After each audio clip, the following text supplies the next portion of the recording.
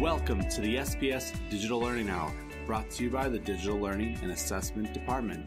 We're coming to you today from a conference room in Central Office, bringing you the latest news in Springfield Public Schools in regards to technology, along with inspiring interviews from teachers who are using technology in the classroom.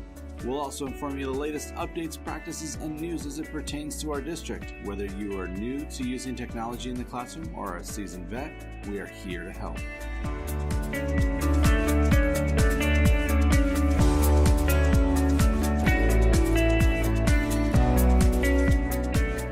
Thanks for joining us today. I am your host, Mike Thomas, the Bearded Tech Ed Guy. You can find me on Twitter and Instagram at Bearded Tech Ed or Bearded Tech Ed Guy.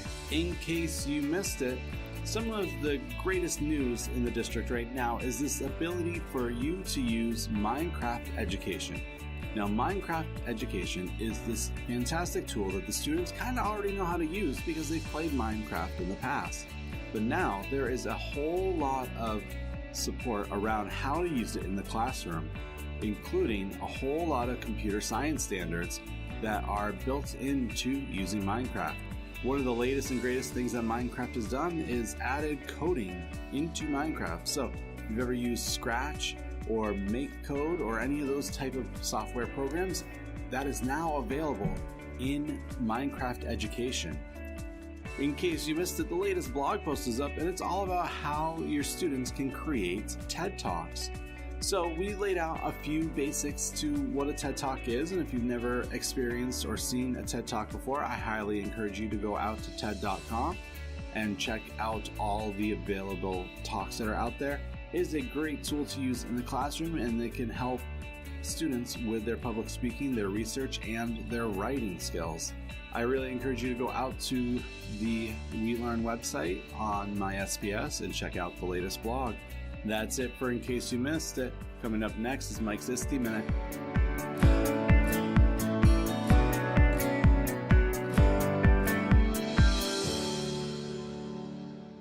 Now, if you've known me for a while, you know that I am really big into TED Talks and TED videos. Hopefully one day I'll be able to do my own TED Talk. I wanted to share with you why I think they are fantastic. And this kind of coincides with a blog post from Monica Burns, who is a great follow on Twitter. And I really highly encourage you to go look her up. I'll leave this class tech tips in the link for this blog post in the show notes so you can check that out too. But she takes a very good and practical way and is able to verbalize some of the reasons why I think that TED Talks are great in the classroom. So a lot of times the TED Ed videos and TED Talks, they kind of go together. TED started out as this opportunity for people to share big ideas. And then from sharing those big ideas, TED created what they call TED Ed. And TED Ed is a way for you to dive deep into different educational standards that you have to learn and the students have to learn. And so I'm going to give you a few things from this blog post. I'm not going to read the whole thing to you because it is a little on the lengthier side. Plus, there's a couple of great TED Ed videos. But what it comes down to is they have these explainer videos, which they use as part of their lesson to kind of explain the concept or what is being taught on that topic. These explainer videos are very easy to understand and very easy to follow. A lot of times the content is engaging. So one of them that she talks about here is the dormant army beneath your feet. And if you're not sure what that is, you can go check it out on this blog post. Give you a little hint. They crawl around and we step on them all the time. There's a whole lot of different topics that are available. And what's great is there are comprehension questions that they've created. They're great for discussions and they're great for students to even gauge what they're understanding from the videos. One of the ways that if you listened last week to last week's podcast, you heard in the interview with Brian Cusack, he was talking about a flipped classroom. Now, sometimes with flipped classrooms, what the homework assignment is to watch a video and then come prepared to class to talk about it and or do the assignments, experiments, whatever with it. And so these videos are a great tool for using in the flipped classroom because you can assign the students to the videos. They can watch them before they come to class, and then you guys can dissect and discuss all the different aspects of the video and what they're trying to get you looking at. And usually a lot of these videos make it cross-curricular. So it's not just science and it's not just English or math, but they kind of work together, which is a great tool too. I really encourage you to go check out TED-Ed. There are a lot of great resources in there for you to use in your classroom. That's all I really wanted to share with you today. I'm trying to keep my ISTE minutes closer to a minute or two instead of the long rambling that they can take. Coming up next is our interview of the week.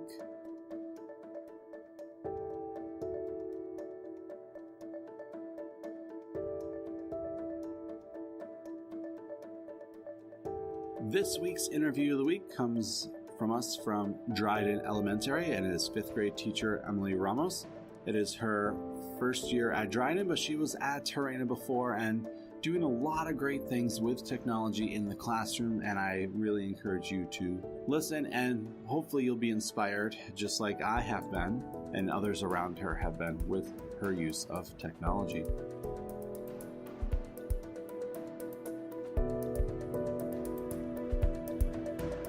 So my name is Emily Ramos. I am in my 4th year teaching in Springfield. Before coming to Dryden, which is where I'm at now, I did 3 years at Harena teaching 5th grade, and I teach 5th grade ELA at Dryden. So 4 years total. Do you have any prior teaching experience, or were you straight out of college? I did teach in Disney World for 1 year. I taught... Wait, you taught in Disney World? I did. I taught science curriculum inside of Disney's Animal Kingdom. So that's what I did my first year after college, and then I came over to Springfield. This is totally going to distract me now. You taught at Disney, teaching science curriculum. Yes, I did. And then you came to the cold Northeast. I did. Was that teaching experience, because that is probably a lot different than a classroom experience. Did you use any technology? We didn't use a ton of technology. The kids did have like headsets that we would use in order to help them understand the parks a little bit better, but it was more hands-on based. So coming into Springfield, I wanted to add my knowledge and enjoyment of using hands-on technology with technology and using them together. All right. So since you've decided to come up north and freeze instead of being the nice sunny weather, and you were teaching at Harena for 3 years, so how was that using technology? Because the last 3 years I would be really getting into using Brightspace. Office was just starting to be the thing. So what did you use? Yeah, so for those of you who are familiar with Harena, it's in a pod setting. So it's an open classroom, which means that we don't have walls. So at any given point, you can hear the other classrooms doing their thing. So technology was really great because sometimes when we had to be quiet because another class was testing, we could still communicate and be engaged with each other using technology. So I started off by using Brightspace a lot. I would do quizzes on there. I also celebrated each national day. So on National Donut Day, I would send them a little meme of something, which was really fun for the kids to get inside of the morning. It was a way for them to settle down with their breakfast. And then since then, I've used the office things. I've used Teams to help have kids peer edit for writing. I have used Kahoot and Plickers as a way to do quick little checks every single day. And a lot of just little technology here and there. So Plickers is always one that interests me because a lot of the school buildings are really old. And so sometimes getting the use of the data part of that, where it's one thing to scan with the phones, but was it ever successful right away that you could use Plickers, or did you have to scan things in a certain part of the room? Or so my biggest problem that I had with Plickers was with lighting. If it was too bright in the front of the room, it wouldn't collect those responses from a certain corner. So a lot of times when I used Plickers, I turned the lights off, and then I used my flashlight on my camera in order to get the perfect lighting. But that was the strategy that worked best for me. So you didn't have data issues? No. So I know teachers who are the school's a black hole for data. So Plickers, if I stood in the right corner and everybody stood right. Yep. So that's fun. Plickers and all the other tools that you used, what did you find to be the most effective? So the most effective thing was actually something that I'm doing this year. Okay. So this year, going into the year, we've been having a really big push for vocabulary. Originally, I was doing vocabulary. I tried to do little songs and have them remember the vocabulary words, but something wasn't clicking. And it worked for about half of the kids, and then they would lose papers that had the words on them. They wouldn't get things done, and it was kind of like a tedious task. So I wanted to make it more enjoyable this year. So one thing I started at the beginning of the year, right from the get-go, is I started a vocabulary YouTube channel. Okay. So it's simple. It's titled my name. It's just Miss Ramos 5th grade. And every 2 weeks, they know on Monday they get a vocabulary video. And it has every single word that they're learning, every definition, a simple way for them to remember that word, as well as a song of the week. And it's normally something inspirational in order to get them through the week. And they can suggest songs. Okay. So we're on Unit 4 right now. The first 4 videos were done by me, and they love it. I have 30-something subscribers, and they're all 5th graders right now because they get it on like a Saturday night, and then they'll watch it on Sunday in their free time. So they come in already with that knowledge, and they're like, oh, I know this word that we're about to hear about, which is great. Yeah, so it's been very successful. I'm going to start switching over for the kids making those videos soon. I was just going to ask that because I know 5th graders, they will play around with the tools and they could figure out ways to make them themselves. So that's the next step? That's the next step. So I normally film them on my Mac and I record them and edit them. So I'm starting to switch formats so they can do it on their computers. And the first couple weeks, I'm just going to have a couple kids and they can pick 3 words instead of the whole 12. They get 12 a week. That way it's more manageable. And that's kind of going to be like their extra work if they get their work done and if they want to do it. And they can practice the editing skills because they think it's super cool. They're like, whoa, my teacher has a YouTube channel? What is this? And the fact that I have 30 subscribers instead of like 2, they're like, wow, she's famous. But that's pretty fun. Yeah, so it's been very successful with them. I know you said you're going from a Mac to something that they can use on their laptops. What program will you be like getting them to use to make the videos? So there's 2 different things. On their laptops, they're able to record videos. So they're going to use that. And then YouTube is doing this launch of a program where they can edit the videos through YouTube. Okay. So they're going to upload them onto YouTube, and then we're going to go through and edit them and add music and add clips and everything, and then it'll get published. So we're playing around with that right now. Nice. In small groups. So what would you tell teachers who would hear all of that and be like, wow, that's really great that she's doing that, but I'm pretty scared? Definitely take the research that you need. So I oftentimes will look on Instagram or look on Google for just interesting things from teachers, especially in upper elementary where some of the kids, it's really their stamina and getting them into what they want to learn in the middle school ages as well. So I would say do some research. The vocabulary idea I got from another teacher who was in Florida, and she did it and her students really liked it. So then I took the time and I just kind of played around with some settings. And I was like, all right, let's see how this works. I'd also like to say just go out and try things, because sometimes some of my best technology things are just things that I was like, you know what, I'm going to try this. We're going to see how it works. And sometimes it works out really well, and sometimes it doesn't work out well, and we just reevaluate. So take the risk, because sometimes it's really worth it in the end. Yeah, it is. You're doing that for technology this year. Are there anything else? Is there anything else that you're doing? So we've been playing with Sway a lot, which is part of the Office 365 package. And it's very similar to PowerPoint. However, the kids really like it because there's different settings. So you can make it so that way it goes vertical or horizontal, or it plays like a slideshow. And there's different backgrounds, and it's easy to embed YouTube and all different things inside of it. So the kids really enjoy using Sway. It's also great because you can share it with someone else and 2 people can edit it at the same time. So that's been a lot of fun. It also is great when they're working in groups. I do a lot of things with groups in reading in 5th grade. And if someone's absent for some reason, the other 2 people, they don't have to fall behind. They can still work on it and the other person can see what they're doing. Yeah, I remember, especially before technology and teaching 5th grade and doing group projects, it'd be like, well, they're out today, so we don't have anything to do. Right, exactly. And now they can't have it. Now they can't have that excuse. And at Dryden, we're doing the take-home laptops. And we have a total of 4 kids in all of 5th grade who do not take home their laptops. Interesting. And the pure reason they don't is because they already have a laptop at home. Oh. So what's great is I have kids who were absent yesterday, and I get an email at 10 o'clock that says, hey, I'm sick with a cold. What's my work for the day? And they do it at home. And they can work with their group from home. So it's like they're there even though they're not there, which is awesome. Yeah, the take-home is really beneficial, especially if students are very conscious of making sure they have their power cord so that on the days that they're out, they can still not fall behind. Yeah, it's been wonderful.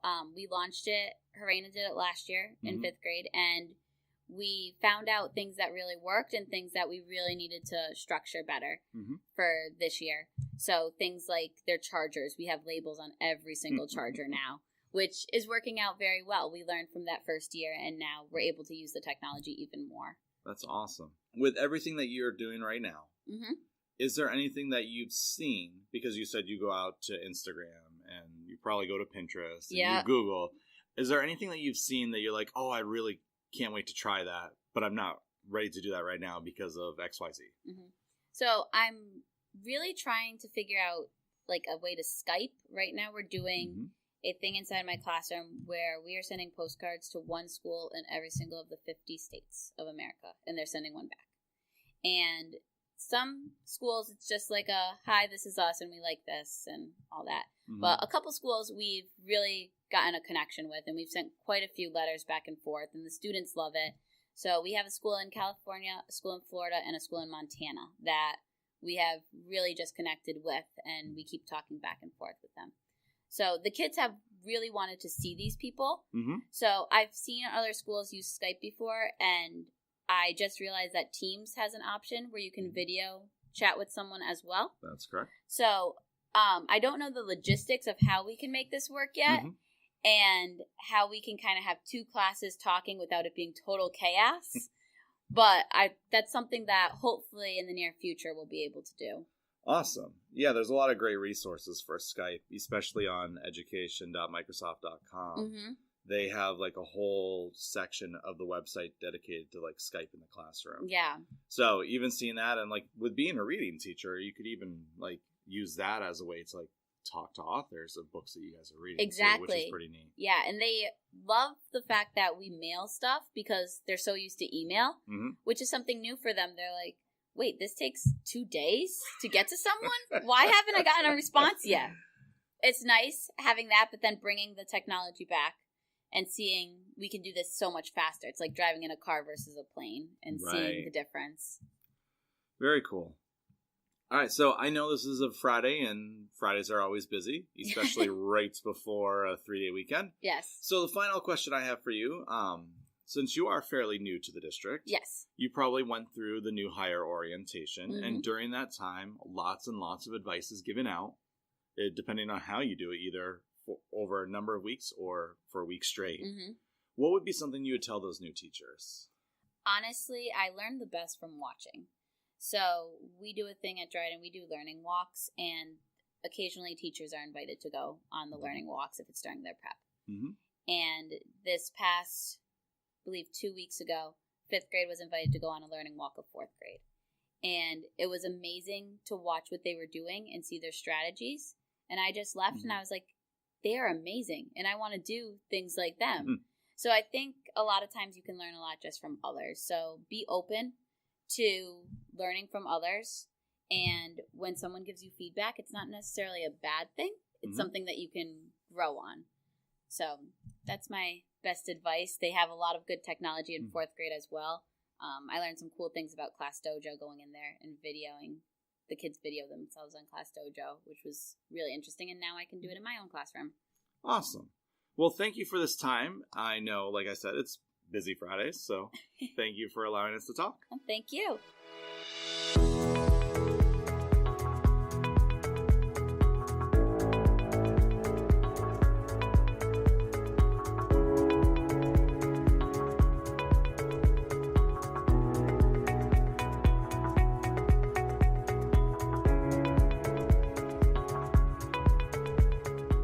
If you are not inspired by that interview and all the things that she is doing in the classroom, I don't know if I can help you. She is doing some amazing things in the classroom, having her students making vocabulary videos.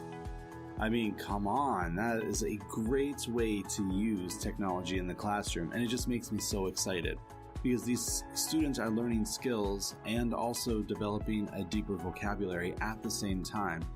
And who knows, maybe the things that she's doing with her students now in the classroom are going to spur them on to a career later on down the road These are some amazing things, and I hope you got a lot out of that interview. I know I did.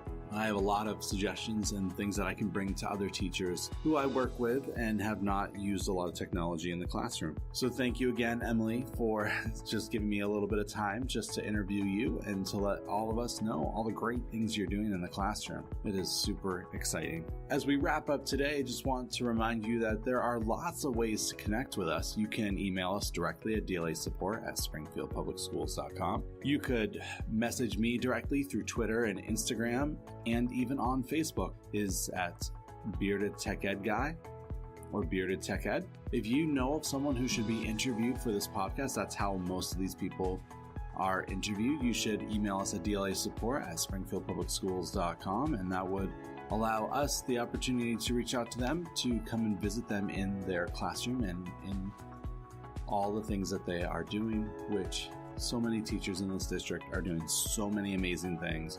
But a lot of times we are siloed in our own rooms and in our own buildings and in our own worlds that we don't get a chance to hear about what others are doing, and this is a great opportunity to do so.